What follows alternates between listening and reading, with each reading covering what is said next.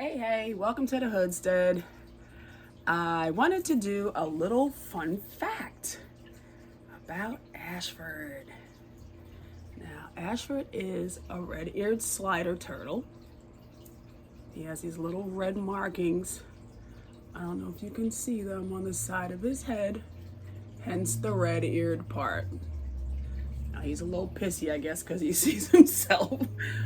But a little known about turtles, at least for me, is that they shed their shell.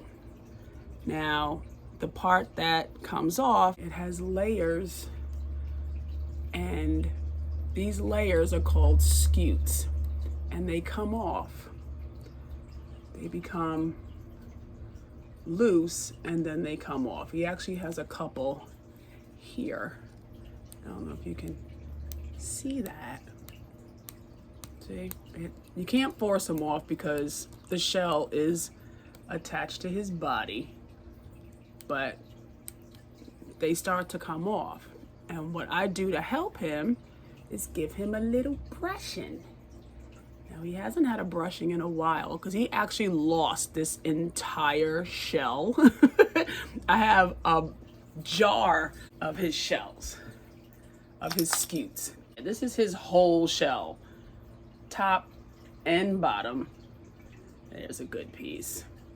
So what I did was every day I would brush him with a toothbrush, and eventually it worked them off. Now, I noticed yesterday or the day before that he's been scratching himself on his intake hose of his filter. So I'm assuming he's itchy, so he's going to probably shed this next layer because he still has a couple of layers. If you look, you can see them. He's got like 4 layers here. I don't think that's supposed to be a thing. I think they're supposed to be smooth.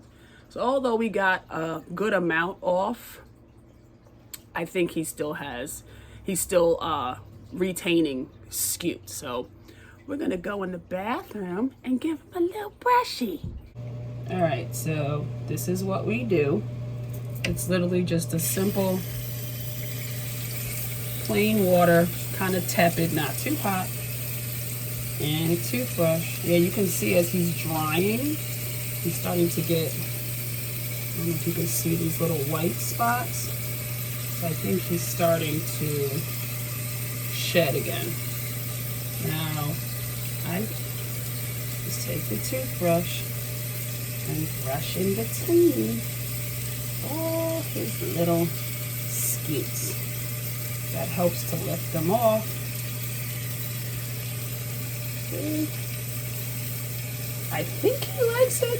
I can't tell because he makes this horrible stank face. But I noticed when we were doing this every day that when I came time to pick him up, he would let me. So that's literally all we do. Brush his whole little body in between each one. And eventually, when you do this enough, they start to lift and peel off.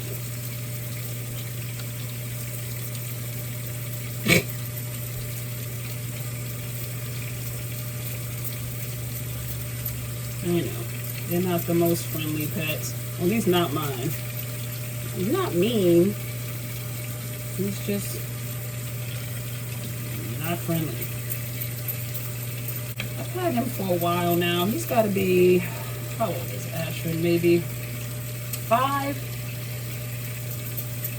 He's 5 or 6. My stepdaughter came home with him and another turtle. I think it was 2017. I think it was April of 2017. So yeah, he's got to be, and he was about a couple months then because he was still little. So I think he's about 5. We'll be 5 soon. And this is it. We just do this every day because they get itchy. I guess kind of like a snake. It's itchy. You just get in between each one of them. In this section, you can see where one begins and the other ends. I think he likes it. Between all these little ones, yeah, he's starting to get cloudy, so you can tell that it's starting to come off. I mostly feed him vegetables. They are omnivorous. I feed him lettuce, red leaf, green leaf, dandelions sometimes. He's not a big veggie eater. He prefers his pellets. There are turtle pellets that I buy, and I give those to him several times a week. He does enjoy a strawberry every so often. Not too often though. You don't want to give him too many strawberries. It's not too much fruit, but mostly his diet is red leaf and green leaf. You do have to be careful because some of these can be snappy. They're not hard to take care of, but they are expensive to set up. Red-eared slider turtle needs 10 gallons of water for every inch of shell. Oops, sorry. So let's say you have a 4-inch turtle, you need a 40-gallon tank. ASHFORD is in a 40-gallon tank, but he is about 6 inches. So he should be in bare minimum 60 gallons. But y'all know I live in a teeny tiny spot, so he has to be in that for now until we get our property. He was in a 100-gallon tank, 110, which was great. The bigger the better. The thing is, these tanks can cost a lot of money. And I'm just giving him a little rinsey. Okay. Tanks can run you about $2,000. So what you can do is you get a, what do you call it? I'm drawing a blank. The things you water cows with, horses with. I can't think of it, but like a water trough, a Rubbermaid water trough. I got the 100-gallon one for about $80. They also need filtration. It needs to be 3 times the volume of the tank. So if you have a 40-gallon tank, you need a filter that will filter out 120-gallon capacity. ASHFORD's tank is 40 gallons, but I have a 300-gallon capacity filter. They also need a basking dock. They need some place where they can be 100% dry. And they need a heat light, and they need a UV light because they metabolize food and their body systems with the UV light. And the UV lights can run you about $20, $25. The tank, the filter system, it cost me about $40.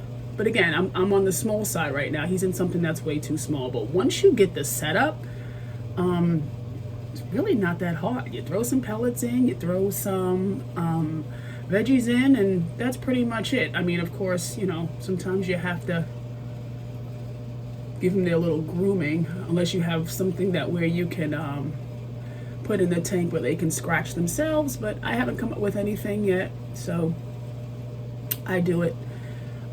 Now that he's starting to itch, we'll be doing this every day again. Red-eared slider, they do carry salmonella, so you have to make sure you wash your hands very well after you're done with them. I don't know if he'll let you see. There's his nails. The males are generally smaller than the females, and they have longer claws. They tend to have a shorter tail, which he has all curled up right now, and he won't let me. Nope, he won't let me get it out. But they are attached to the shell, This is their spine. There is a spine in there, and the turtle is attached to the spine. There isn't an animal inside the shell like a hermit crab. He can't crawl out of his shell. They are semi-aquatic. They have lungs. They breathe. They eat in the water. He can't eat outside of the water. He has to be inside the water to eat. He's a lot nicer than others that I've seen. He's never tried to snap at me or anything, but I also don't put my hands in front of his face. They are solitary. They can be aggressive if they're put in groups. So when you see turtles stacking on top of each other, like trying to sun, that's not like, oh, we're all keeping each other warm. That's aggression and dominance. Yeah, so if you want a red-eared slider, you can get them really cheap. They sell them in the pet store. They always try to tell you to, you know, buy two because they, you know, they live together. No, they don't. They don't. You'll be regretting it because they'll fight. I've heard stories of people coming in the room and a turtle's got a limb missing. So, yeah, solitary. 10 gallons of water for every inch of shell. Filtration 3 times the volume of the tank. Snacks on occasion, which can be berries, carrots, other leafy greens. They'll eat guppies, mollies. They'll eat shrimp. That's another thing. If you put fish in the tank, they'll eat them. So there's certain fish you can't put in there, like those little sucky fish, the placos. They'll eat them, and those spines will get caught in their intestines, their intestinal tract, and they can die from that. They have to have a source of calcium. So like cuttlebone, like they give to parrots. They do have a beak, and they use the cuttlebone to keep that trimmed. Yeah, so they do need cuttlebone for calcium. They do need a UV light, or they will suffer what's called metabolic bone disease. It's disfiguring, it's painful. I mean, that's pretty much. And he's just really pretty. Look at that. There he is. I usually put him down after